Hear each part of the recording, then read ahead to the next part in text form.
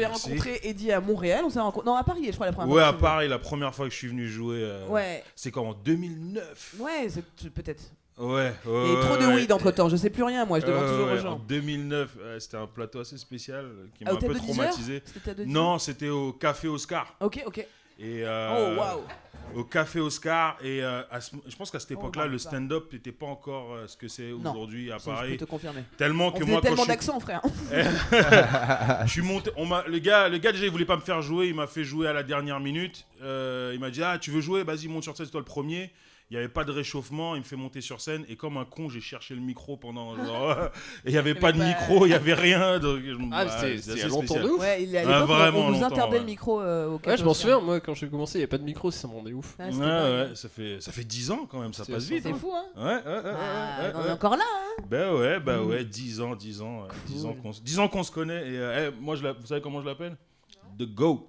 The GOAT? Parce que pour moi, jusqu'à maintenant, c'est la meilleure en France. D'après moi, elle. Donc je l'ai appelée la chèvre. Ouais. Logique. Voilà.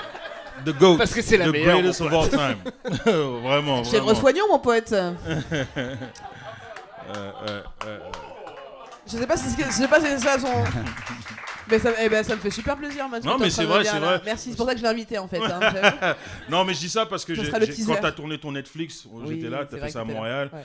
Et j'étais en admiration de comment, genre, t'as dit ta vérité, ton message, c'était fort. Et tu les avais là, vraiment. Ouais, c'était chouette. Tu les avais. Puis, on a écrit avec Navo d'ailleurs, on a bossé comme des ouf, man. Ouais, c'est vrai. C'est vrai. Franchement, c'est vrai que en plus jouer à Montréal, c'est tellement un kiff. Toi, t'es venu un peu à Paris pour faire du stand-up? Ouais, cette fois-ci, je suis vraiment venu cette semaine juste pour faire les plateaux du stand-up et vraiment voir si mon humour s'exporte bien en France et si je vais prendre la décision de venir pour plus longtemps. Voilà, yes. quoi. T'as entendu pas? Tu connais Rokhaya et Grace? Oui. Ouais.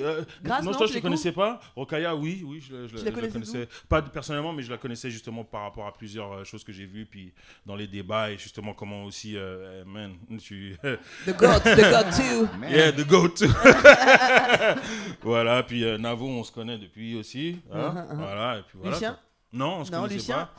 Enchanté, Lucien, enchanté. Comment tu te présenterais, Lucien, si tu peux, à Heidi? Ouais, je fais un tournage depuis 1 an, là, je fais un montage. Ouais. Je suis un mec extrêmement lent à monter des sketchs. Non, je fais des sketchs sur YouTube. Bah oui. J'ai une chaîne YouTube qui s'appelle comme moi, Lucien Men. Et on Lucien fait des Men, sketchs regardez, rigolo. J'adore ce que tu fais, j'aime bien beaucoup ton écriture. Merci beaucoup, Ouais. c'est plaisir. Et donc, tu es venu à Paris parce que maintenant, le stand-up à Paris, c'est cool. Ouais. Par rapport à 2009. Ouais. Ça progresse, quoi. Ouais, franchement, écoute, hier, j'ai réussi à faire 6 shows en même temps.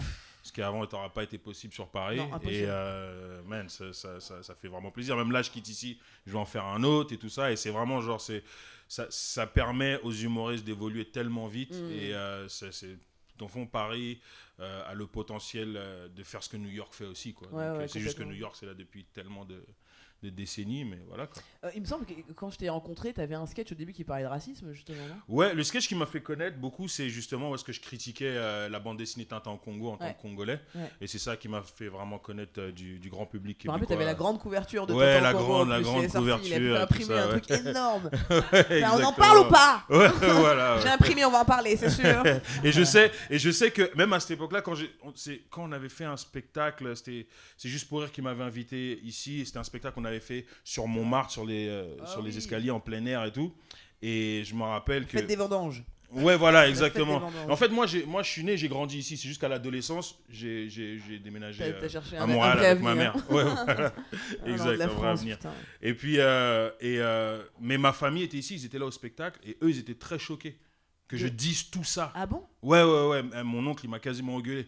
Il a dit non, les gens sont pas prêts. Non, voilà, tu sais, les gens sont pas prêts, tu cherches des problèmes. Et plusieurs fois, il y avait même, je pense qu'une fois, ensemble, on avait tourné aussi un truc pour TV5. Oui. Et quand ça a été diffusé, j'ai d'autres de maisons qui me disent mais pourquoi tu vas dire des trucs comme ça et tout. C'était assez spécial. Et c'est un peu ça qui m'avait découragé de venir faire du stand-up à Paris. Ok. Est-ce que tu t'es dit les gens sont c'est quoi la comparaison entre Montréal et Paris que tu peux faire clairement sur les questions raciales justement sur notre avancée là-dessus? Ok, la question raciale, tu vois, je trouve que en France, c'est foncièrement du racisme.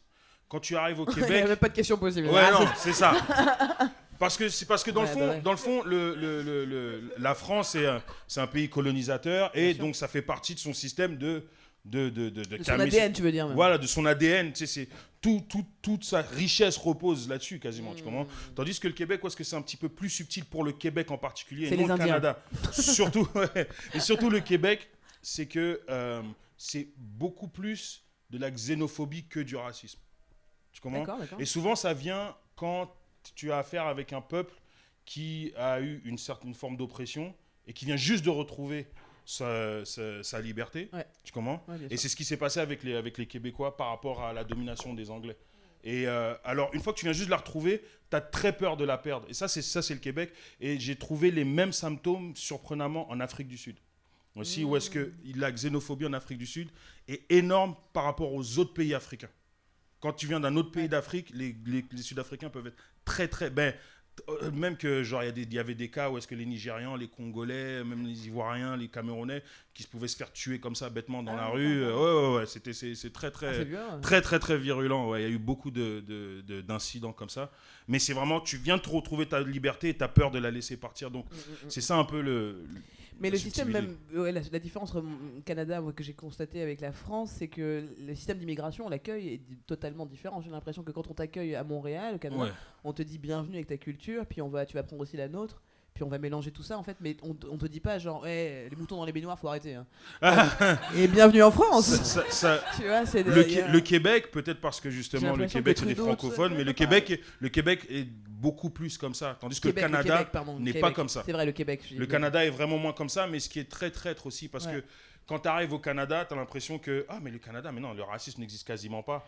Et en fait, c'est quand tu te rends compte que tu es victime de racisme, il est déjà trop tard. C'est comme, mais ce qui s'est passé il y a 2 semaines, mais c'était raciste en fait, tu vois. Et c'est un peu ça, mais où est-ce que tu vas vraiment voir du racisme comme ce que tu vois en France, c'est quand ça vient à la question des Premières Nations. D'accord. Là, tu vois vraiment que, tu vois, par exemple, ce qu'ils faisaient, il y avait un système canadien où est-ce que... Voilà, ils plaçaient les enfants, ils prenaient les enfants indiens, amérindiens, ils les prenaient, puis ils les mettaient dans des pensionnats de force, tu vois, pour les assimiler. Pour qu'ils oublient leur langue, pour qu'ils oublient tout, et vraiment les assimiler de force. Tu comprends ? Et ça causait beaucoup de problèmes. Et le dernier a fermé en 1996. Donc c'est pour te dire à quel point, genre, ça c'est le côté un peu plus honteux du Canada. Et même que beaucoup des systèmes raciaux du Canada, apparemment, ce que j'ai lu quelque part à un moment donné, que l'Afrique du Sud, l'apartheid a pris le Canada comme exemple pour mettre leur système à eux. D'accord, par rapport aux Amérindiens. Par rapport aux Amérindiens, donc eux ils ont les townships, nous on a les réserves, tu vois. Donc des choses comme ça. Et il y a des choses il y a comme des réhabilitations qui ont été faites cette année, j'ai l'impression, avec les Amérindiens, ou je me trompe quand je... je pense qu'ils essaient un peu de réparer certaines choses, mais qu'on n'a pas eu. Non mais je veux dire, c'est assez rapide par rapport à ce que nous on a vis-à-vis des Français. Nous, c'est pas analogue, mais il y a un truc qui s'est passé à La Réunion dans les années 70 qui s'appelle le phénomène des enfants de la Creuse, où en fait, comme il y avait un exode rural et qu'il y avait beaucoup de campagnes françaises qui se dépeuplaient, on a fait venir les enfants de La Réunion. D'accord. Certains qui ont été ôtés à leur famille sans qu'ils le sachent, quoi. Et ça a duré vraiment dans les années 70. Et en fait, il y a plein d'enfants qui sont retrouvés sans parents, etc. Certains ont été accueillis dans des familles donc comme des enfants, mais d'autres ont vraiment été accueillis pour travailler gratuitement, etc. Et en fait, le dernier de ces enfants qui était un enfant à l'époque, qui a demandé réparation, il n'en a pas obtenu. Et je crois que ça a été statué à l'Assemblée nationale en 2012 ou en 2014. Et on lui a dit genre non, c'est mort, il n'y a pas de réparation, quoi. Et là, en fait, quand tu vois ça, tu te dis c'est tellement près de nous et c'est tellement peu connu. Je pense qu'il y a très peu de gens là dans la salle qu'on a entendu parler. C'est un truc de fou, quoi. Et là, pour le coup, c'est vraiment un truc colonial avec un département français et il n'y a jamais eu vraiment de reconnaissance de ça, quoi. En même temps, quand tu racontais le truc de pas pouvoir, que c'était compliqué d'organiser ton intervention à la Porte Dorée, tu peux dire aussi que on n'est pas vraiment. Ouais, c'est clair. Complètement. Non, c'est clair. Et puis de toute façon, pour le coup, moi je trouve, je sais pas si c'est, de manière générale en Amérique du Nord, j'ai l'impression qu'on a un discours beaucoup plus décomplexé, tu vois. Moi je vois par exemple quand j'ai racisme d'État. Mais les ennuis que ça m'a valu, c'est-à-dire que ça allait jusqu'à l'Élysée, quoi. C'est-à-dire que moi, j'étais nommée dans un truc en plus qui était vraiment au Conseil national du numérique. Enfin, c'était intéressant, mais c'était un truc bénévole. Bon, parler de ça parce que c'est important, les gens savent pas forcément. Alors en fait, oh là là. Non, mais c'est une histoire mon sac à dos. Alors ouais, non, là, pour le coup, c'est ça, c'est mon sac à dos. En fait, l'année dernière, j'étais nommée, j'étais approchée par une femme super qui s'appelle Marie Eklund, qui était présidente du Conseil du numérique et qui m'a demandé si je voulais le rejoindre. On devait être une trentaine. j'ai accepté de le rejoindre, donc c'était une position bénévole, hein, juste pour qu'on soit clair, il n'y avait pas d'argent à la clé, c'est juste moi qui ai décidé de donner mon temps à mon pays de manière... parce que ça m'intéressait. Et ce qui s'est passé, c'est que ça a été validé par le secrétaire d'État au numérique qui s'appelle Mounir Majoubi. Il a tweeté, c'est super, blablabla, décret a été signé par le Premier ministre, c'était top et tout, jusqu'à ce que quand ça a été publié sur Twitter, les trolls ont commencé à s'énerver, donc là, ça a commencé par la fachosphère, puis une espèce de partie un peu laïcarde là, du printemps républicain ont commencé à protester, et en fait le truc est monté jusqu'à Matignon et jusqu'à l'Élysée. Et en gros, ce qu'on me reprochait, c'est de soutenir le droit des femmes à porter un foulard et de parler de racisme d'État. Et on dit, si elle parle de racisme d'État, eh ben, elle peut pas être dans un organisme d'État. Et je me disais, mais attends, c'est un truc de ouf. Il y a une femme noire qui dit qu'il y a du racisme d'État, on lui dit ça n'existe pas, mais il faut que tu partes. Je veux dire, quelle est la meilleure démonstration de mon propos ? Et du coup, ça a pris des proportions telles que, en fait, tout le Conseil du numérique a démissionné. En fait, on est 28 sur 30 à avoir démissionné. Ça, moi comprise. Mais c'était magnifique, tu vois. Mais que de te dire que c'est aller jusqu'au bureau du Premier ministre et de l'Élysée alors que je suis une femme toute seule, j'ai pas de parti, j'ai pas d'organisation, etc. Et que juste parce que j'ai dit racisme d'État, ça veut dire qu'il y a vraiment un... Tu vois, parce que... On t'a même pas convoqué pour te poser des questions, pour échanger, non, rien, c'est juste, non, c'est hors de question. On n'a pas besoin d'en parler, quoi. C'est ça, le ministre en question qui avait dit c'est super, a fait un communiqué pour dire oui, pour la sérénité des débats, on a préféré que blablabla. Pour la sérénité des débats, ouais, alors qu'ils invitent... On va rester entre le blancs. Front National tous les jours à BFM. Pour la sérénité des débats. Mais en plus, tu dis, c'est pas un propos illégal. Tu vois, je veux dire, il n'y a rien d'illégal. J'ai jamais été condamné. Tu vois, tu peux ne pas être d'accord, mais je pense que nous aussi, on a eu ce truc-là aussi, mais c'était par rapport. Nous, on appelait ça plus le racisme systémique. Oui, voilà, c'est ça, en fait, c'est la même chose. Le racisme institutionnel, tu vois. Voilà, exact. Mais en fait, les gens, ils bloquent sur le mot racisme. Dit par un noir, je pense. C'est ça surtout. Ouais, en fait. Voilà, exactement. Et puis, quand on parle, les gens ont l'impression qu'on se plaint, ils ont l'impression que... Ils ont l'impression d'être accusés. Ils ont beaucoup d'impressions. Et beaucoup d'impressions. C'est une question que je me posais tout à l'heure d'ailleurs, parce qu'on parle beaucoup du racisme d'État quand on parle de l'État français.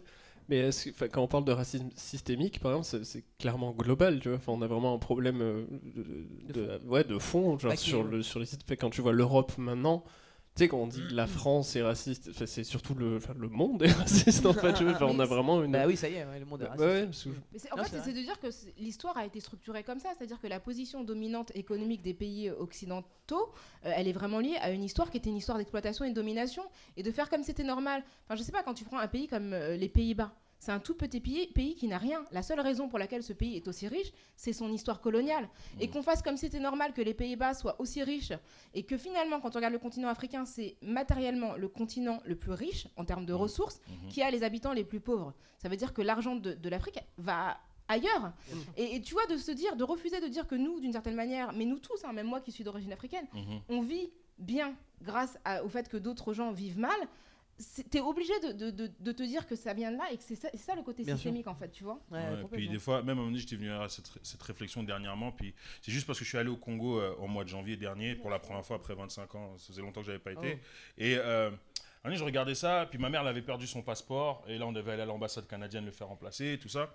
Et je me suis rendu compte que, mais en vrai, le fait que j'ai un passeport occidental et que certains de mes frères n'en ont pas, j'avais cette impression de la différence entre nègre de maison et field nigger. Tu vois ce que je veux dire, les esclaves des champs, tu comprends? Et j'avais vraiment genre... Et je tenais à mon passeport canadien comme si j'étais comme... Non, moi je suis canadien, attention. Oui, maître, oui, je suis à côté de toi, maître. Non, ne m'approchez pas, vous. C'était vraiment ce truc-là. Et c'est vrai que genre nous-mêmes ici, qui sommes en Occident, on en profite de ce système, mais c'est quelque chose qu'il faut nous aussi qu'on reconnaisse quelque part, quoi.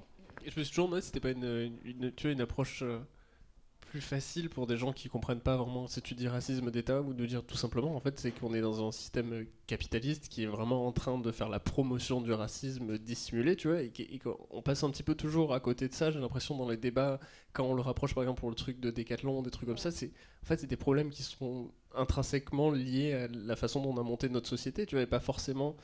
Je défends pas la France depuis tout à l'heure, genre non mais arrêtez de parler de la France, mais genre il y a quand même un problème qui est limite global, et je trouve ça assez incroyable qu'on ne parle jamais justement de la globalité du problème dont on vient de passer 2 heures dessus. Tu veux dire genre pas forcément parler de l'État français, mais plutôt il faut parler de l'État français parce que c'est exactement ce que tu expliquais tout à l'heure. Tu es allé au plus haut entre guillemets de l'État et tu t'es approché presque jusqu'au Premier ministre pour parler d'un problème comme ça, alors que si même le Premier ministre ne se rend pas compte que genre ce problème existe et qu'il l'entend dans son pays et qu'on l'entend partout en ce moment. Enfin, il suffit d'allumer n'importe quelle télé pour voir que c'est le même problème partout. Enfin, c'est vraiment ma vraie question, c'est est-ce que ce qu'on disait tout à l'heure, ce que tu disais un peu tout à l'heure, Navo, c'était en gros un blanc qui parle à un autre blanc, ça passe. Est-ce que c'est pas, enfin nous on a intérêt aussi à s'exprimer évidemment, mais est-ce que c'est pas aussi votre responsabilité de tous les jours, à vous blancs français, de le faire? Parce que on m'a posé la question en rappel dans le spectacle et je dis je crois qu'il faut agir. Dès que t'entends un truc raciste, un tonton, un machin, un truc dehors, dis pas juste oh bon bah là comme on est entre nous, entre blancs, je vais pas faire de morale. On va pas se prendre la tête, on fait l'apéro comme c'était prévu. Et ben non, prenez-vous la tête parce que c'est votre pays aussi. Et... Attends, avant le pastis, juste les gars, je voudrais juste vous parler pendant 10 minutes. C'est important du racisme systémique. Oh Rémi, encore, tu l'as déjà fait hier. Parce que le monde. C'est pas ça, si t'entends une réflexion, parce que souvent quand vous entendez des réflexions, vous ne faites rien. Et ça c'est un vrai problème aussi, de dire comme ils sont pas là, on va rien faire. Bah non, mais en fait... C'est notre petit plaisir à nous. Voilà. Mais nous dernièrement, on a eu le problème... On a eu le problème opposé au Québec. C'est vrai. Le problème opposé. En fait, il y avait un humoriste qui voulait faire un plateau, c'était un open mic. Et il voulait faire, c'était une petite soirée d'humour dans un endroit où est-ce que genre c'est très pro diversité, voilà, tu vois, les propriétaires, c'est comme une espèce d'association et tout ça. Et le mec qui voulait venir jouer, c'est un blanc avec des locks. Et les gens de cette association-là, ils lui ont dit non, tu ne peux pas jouer ici, on ne veut pas que tu joues ici parce que tes locks, c'est de l'appropriation culturelle. Oui, tu comprends? Ils l'ont empêché de jouer. Mais dis-toi que tous les gens de cette association qui l'ont empêché de jouer, c'est que des blancs. Mais c'est incroyable. C'est que des blancs. Donc, ils ont mené l'appropriation culturelle au point qu'ils se sont appropriés l'appropriation culturelle. Tu vois ce que je veux dire? C'est un truc de fou. On arrive vers 22h30, il va falloir aller vers une fin. D'accord, très bien. C'est toujours le mec de la bonne ambiance. Il a sorti son couteau, il se fait chier de ouf. Attends, ça suffit, j'ai buté tout le monde. Déguisé, en fait. On dépasse de 5 minutes, je plante la salle. J'égorge au hasard. On va arrêter, Fred, promis, on arrête. Un petit dernier mot pour terminer peut-être. Ouais. Ah oui, non, je t'en prie. Je croyais que tu voulais faire un tour de table. Si, complètement. Non, c'est ça que je voulais faire. Je peux pas t'imposer un truc. Ça fait très vivement dimanche du coup. Attends, une petite promo. Non, je voulais juste appuyer sur le côté. C'est aussi aux blancs de parler de ces sujets-là. Et c'est pour ça que je suis content que tu m'aies invité à faire ça. Et je mets ça en parallèle avec le sexisme ou l'homophobie. Ouais. Et c'est aux hommes et aux hétéros de prendre et aux blancs. Et aux blancs, oui, voilà. Je partais de souvent blanc. Les trois à la fois. Voilà, donc souvent, moi je suis complètement ça. Je suis un homme blanc hétéro. Bravo. Donc aucun problème dans la vie, tu vois. La chance. C'est ça. Franchement, on est bien dans ma vie. Demande un crédit pour moi, s'il te plaît. Ouais, je vais essayer. Charlie, c'était tellement facile. J'ai vraiment dans un crédit là, vraiment. Et c'est juste exactement ça, c'est que c'est à nous on n'a aucun problème. Donc c'est à nous qu'on écoute facilement et à qui on donne facilement du crédit de dire eh ben ça, laisse-moi te dire que c'est un peu de la merde et écoute aussi les gens que t'as pas l'habitude d'écouter et de se faire un petit peu le canal de dire ok, moi tu vas m'écouter parce que je suis comme toi, donc viens, écoute Shirley. C'est vrai qu'en 2019 on est souvent un podcast d'être un peu moins con. C'est vrai. Mais je pense que en tant qu'être humain, on est tous quelque chose, on est tous plusieurs choses en même temps, plusieurs communautés en même temps, ou quoi que ce soit. Et je trouve que dans une de ces communautés quelconques, on a à un moment donné un privilège. Tu comprends ce que je veux dire? Par exemple, oui, je suis peut-être noir, mais moi en tant qu'homme, j'ai un privilège par rapport à moi, qui suis une femme lesbienne. Voilà, exactement. Clairement, t'as gagné. Et je pense que et après ça, il m'a pris la victoire. Okay. Non, mais tout ça pour dire que moi, ma façon de voir la chose perso, c'est de toujours être dans l'écoute, mais aussi des fois, oui, c'est le plus important, c'est de reconnaître qu'on a ce privilège. C'est vraiment de pouvoir... je pense que c'est la base. Reconnaître qu'on a ce privilège, et je pense que c'est ça qui fait déjà le premier pas pour faire avancer les choses. Et rassurez les gens, le fait que quand vous allez reconnaître ce privilège, ça ne va pas l'enlever forcément. Peut-être que vous allez le partager avec les autres, ce privilège. Il faut aussi, sans l'enlever. Je pense qu'il faut aussi, un truc moi qui a été un peu dur pour moi, c'est déconstruire un peu le mot privilège aussi. Parce que je te jure que moi quand on me dit privilège, ça m'énerve direct. Ah ouais, je vois ça, ouais. J'ai vraiment un truc, je te jure, j'ai un truc naturel qui me fait genre... C'est quoi Bah, je sais pas, tu sais, quand on dit privilégié, tu dis, bah, frère, en vrai, je viens d'un petit village à chier, j'ai galéré à avoir du taf, j'ai pas eu d'argent toute ma vie. Non, mais je dis pas, attends, c'est pas mon point de vue. Mais ouais, c'est ça. Moi, j'avoue, je les ai vus sur le côté, genre, c'était genre, t'y vas où j'y vais? Le couteau, s'il vous plaît. Par contre, dans un contrôle de police, là, ça t'énerve moins. Non. Tu vas juste être comme, tout ça pour dire que ça m'a pris pas mal de temps, en fait, de faire baisser un petit peu le côté défensif de quand t'entends ce truc qui vraiment, ça crispe, si tu veux, parce que c'est presque un truc de genre, toi, tais-toi, et en vrai, ça prend beaucoup de temps. Moi, ça m'a pris pas mal de temps de comprendre que, ouais. C'est instinctif, parce que même moi, en tant qu'homme, parce que dès que je suis parti au Canada, j'ai été élevé par ma mère, je suis arrivé là-bas avec ma soeur, ma grand-mère, donc j'ai toujours été entouré que de femmes. Alors, si on me dit, moi, ouais, t'es sexy, c'est ce que tu fais, première raison, c'est jamais de la vie, j'ai que des femmes autour de moi, j'ai que ceci et machin, mais en vrai, j'ai des amis femmes, mais en vrai, c'est pas comme ça que ça fonctionne, tu comprends ce que je veux dire? Donc c'est quand t'es d'un point de vue privilégié, c'est instinctif de toujours être en premier, comme non, et c'est pour ça que le travail de le reconnaître, c'est... je trouve que justement, pour moi, le premier travail avant de reconnaître que t'es privilégié, c'est de reconnaître le privilège. C'est ça que je voulais dire un peu tout à l'heure, c'est que pour moi, je trouve ça a toujours été, j'aimerais bien qu'il y ait un autre mot, en fait, qui soit inventé. Il y a des gens qui disent, nous, on avait invité quelqu'un qui s'appelle Maxime Servul qui disait que le terme de privilège n'était pas forcément adapté, qui parlait d'avantage. Et de dire que, en fait, moi je pense que ce qu'il faut dire par rapport au fait du privilège blanc, c'est que le fait d'être blanc, c'est pas un désavantage. Ça va jamais te désavantager en tant que tel. Et ça va toujours, à situation égale, c'est toujours mieux d'être blanc que d'être. C'est pas forcément un privilège, mais c'est pas un désavantage. C'est ça, c'est-à-dire que ça va toujours. Si par exemple, tu dis que tu viens d'un petit village, etc., d'un milieu moyen, etc., classe moyenne, et ben le même que toi en noir. Eh ben, il sera moins bien loti, tu vois. J'avais jamais rencontré un. Oui, c'est ça. Voilà. Il n'existe même pas. Tu vois, c'est. J'en avais quand j'étais petit, j'en ai croisé, je les ai pas revus. Mais vite fait. Mais tu vois, c'est juste de dire que en fait, c'est un avantage. C'est-à-dire que le fait d'être blanc, ça t'avantage par rapport à quelqu'un qui a une condition égale. Ça veut pas dire que tu es privilégié dans tous les domaines, mais qu'effectivement, ça te procure un avantage parce que, a priori, ça va pas t'empêcher d'accéder. Ta couleur blanche, en elle-même, ne t'empêche pas d'accéder à des biens et des services. C'est d'autres caractéristiques, ton niveau social, ton genre, ta sexualité, voilà, qui vont éventuellement t'empêcher. Et puis après, le truc de... Tu sais, quand tu disais que le rôle des Blancs, d'une certaine manière, c'est de parler aux gens qui sont blancs comme eux et de les éduquer, justement, moi, ce que j'ai envie de dire, c'est que c'est pas notre rôle. Tu vois, toi, quand tu subis déjà le racisme, t'as pas en plus la charge d'expliquer aux gens ce que tu vis au quotidien alors que t'es déjà en train de le combattre. Mais quand tu fais, toi moi en fait disons que je passe pas, tu vois, moi par exemple quand je fais un débat, tout le monde me dit oui, comment tu fais quand tu débats avec des gens, des fois moi j'aurais déjà sorti mon couteau, c'est sûr. Tu dis quoi je les envoie. Non, en fait, ce qui se passe, c'est que moi, quand je fais un débat public, j'estime, tu vois, quand je parle avec des gens du Figaro, etc., c'est pas à eux que je parle, c'est pas eux que j'essaie de convaincre. Je me dis simplement que déjà, il y a un truc symbolique. Moi, quand je regarde la télé, que je vois personne qui partage mes opinions, ça m'énerve de ouf. Et je me dis que s'il y a une seule personne qui se reconnaît dans ce que je dis, au moins pour cette personne, ce sera un soulagement de voir que le plateau n'est pas monopolisé par une seule parole.